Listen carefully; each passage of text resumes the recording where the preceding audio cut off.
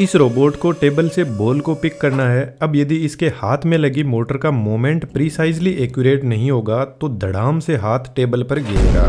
मान के चलते हैं रोबोट के हाथ में इंडक्शन मोटर लगी हुई है। इंडक्शन मोटर एक बार फुल स्पीड पर चलने के बाद इसकी सप्लाई हम बंद कर देंगे तो यह सडनली स्टॉप नहीं होगी अपने इनर्शिया की वजह से। तो इस कंडीशन में रोबोट किसी के सर पे हाथ भी रखेगा तो उसको सीधा चांटा पड़ जाएगा, क्योंकि मोटर का कंट्रोल है ही नहीं। इसलिए प्रीसाइज और एक्यूरेट कंट्रोल के लिए एक अलग मोटर डेवलप हुई जिसको सर्वो मोटर बोलते हैं। आज के मॉडर्न कार में क्रूज कंट्रोल का ऑप्शन आता है, उसमें स्पीड को यही मोटर फिक्स करके रखती है। इसके अलावा कुछ गाड़ियों की स्टीयरिंग व्हील बहुत ज़्यादा स्मूथ होता है जिसके पीछे यही मोटर लगी रहती है। ऑटोमेटिक इंडस्ट्री में तो यह मोटर किंग है। सर्वो मोटर देखने में कुछ इस टाइप की होती है। यह छोटी सी मोटर 25 kg का वजन उठा सकती है। यह मोटर पूरा 360 डिग्री रोटेट नहीं करती है, जनरली 180 डिग्री या फिर 210 डिग्री या इससे थोड़ा कम ज़्यादा हो सकती है, क्योंकि रोबोट में ऑलमोस्ट चीज़ें 360 डिग्री रोटेट नहीं करती है। यह मोटर क्लोज लूप में काम करती है, जो आपको अभी थोड़ा आगे समझ आ जाएगा। मोटर को ओपन करके देखें तो इसमें एक छोटी डीसी मोटर लगी रहती है जो high speed and low torque motor होती है, और गियर बॉक्स की हेल्प से मोटर की स्पीड को डाउन कर दिया जाता है और टॉर्क को काफी हद तक इंक्रीज कर दिया जाता है। स्पीड टॉर्क के बारे में आप इस वीडियो से और बेहतर तरीके से समझ पाओगे। यह डीसी मोटर सिर्फ एक सिंपल मोटर होती है जो हम जनरली देखते हैं, लेकिन इसको एडवांस बनाया जाता है। यदि इस डीसी मोटर को हम इनपुट देते हैं तो जनरल सी बात है यह मोटर हमें आउटपुट में रोटेशन प्रोवाइड करवाएगी।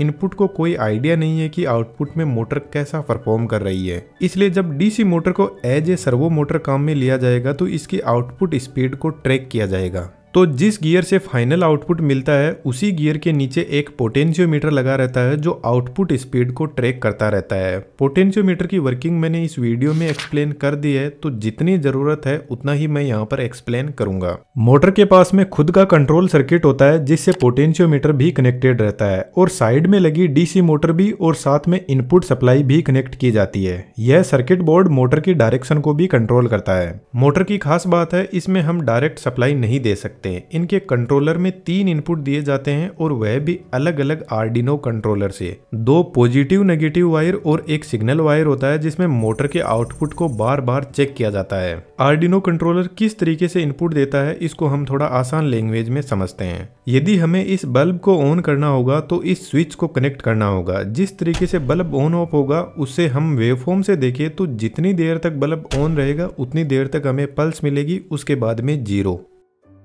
ठीक आर्डिनो भी मोटर को कुछ ऐसे ही सप्लाई देता है पल्सेस में, लेकिन यहाँ पर कुछ इंटरेस्टिंग है। यदि मोटर को छोटी पल्स दी जाती है तो मोटर लेफ्ट साइड में मूव करेगी, लेकिन इंटरेस्टिंग बात यह है कि जब पल्स को हम फिक्स कर देते हैं तो मोटर एक जगह फिक्स हो जाती है, मूव नहीं करती है, जब तक कि हम पल्स की विड्थ को कम ज्यादा नहीं करते हैं। इसको हम थोड़ा आगे समझेंगे। जब हम पल्स की विड्थ को इंक्रीज करेंगे तो मोटर राइट साइड में मूव करेगी। अब इस पल्स को कंट्रोल करने के लिए साइड में हम एक अलग पोटेंशियोमीटर लगा सकते हैं, जिसको जब हम रोटेट करेंगे ठीक वैसे वैसे मोटर भी रोटेट करेगी।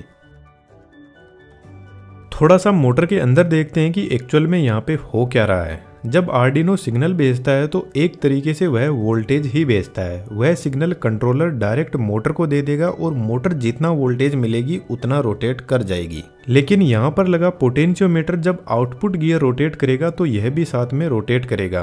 पोटेंशियोमीटर बेसिकली एक वेरिएबल रेजिस्टेंस होता है, तो जैसे जैसे रेजिस्टेंस बढ़ेगा वैसे वैसे वोल्टेज कम होता जाएगा।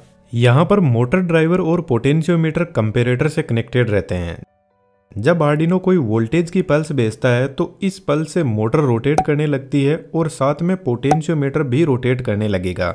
और पोटेंशियोमीटर जब रोटेट करेगा तो रेजिस्टेंस को धीरे धीरे इंक्रीज करने लगेगा, और जैसे ही पोटेंशियोमीटर का वोल्टेज भी उतना ही पहुंच जाएगा जितना आर्डिनो ने भेजा है, तो दोनों की पल्स बराबर हो जाएगी। और यहाँ पे लगा हुआ कंपैरेटर बस इसी चीज को चेक करता रहता है। जैसे ही दोनों पल्स बराबर होगी तो कंपैरेटर आउटपुट में सिग्नल देना बंद कर देगा और मोटर बंद हो जाएगी, और मोटर तब तक बंद रहेगी जब तक पल्स की विड्थ को ना बदला जाए।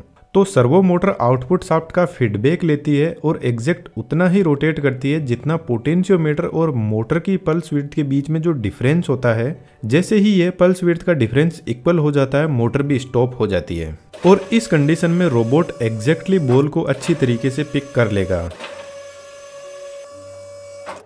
यदि हमारे कार की स्टीयरिंग इस वाले पोटेंशियोमीटर से कनेक्टेड होगी तो इस पोटेंशियोमीटर को हमें रोटेट करवाने में बिल्कुल भी जोर नहीं आएगा। हम बेसिकली पोटेंशियोमीटर को सिग्नल देंगे और मोटर हमारी गाड़ी के व्हील को टर्न करेगी और यह लो हमारी इलेक्ट्रॉनिक पावर स्टीयरिंग बनकर तैयार। इसी तरीके से क्रूज कंट्रोल काम करता है। जो फीडबैक सिस्टम होता है वह कंटिन्यूसली टायर की स्पीड चेक करता रहता है और कंपेरेटर टायर की स्पीड और जो हमने सेट की है उस स्पीड से कंपेयर करता रहता है। जैसे ही थोड़ी सी भी टायर की स्पीड कम होती है तो कंपेरेटर में एरर आता है और इस एरर को ठीक करने के लिए मोटर रोटेट करेगी और फ्यूल की सप्लाई को तब तक बढ़ाया जाता है जब तक स्पीड वापस सेट पोजीशन पर ना आ जाए। अब सर्वो मोटर एसी भी हो सकती है और डीसी भी। आपके पास में यदि कोई ऐसी मोटर है जिसका ऑलरेडी टॉर्क हाई है तो आपको गियर बॉक्स की जरूरत ही नहीं पड़ेगी। मोटर में बस एक सेंसर लगा होगा जो इसके रोटर की पोजीशन चेक करता रहेगा। स्किल्स के दम पर दोस्तों बहुत कुछ किया जा सकता है।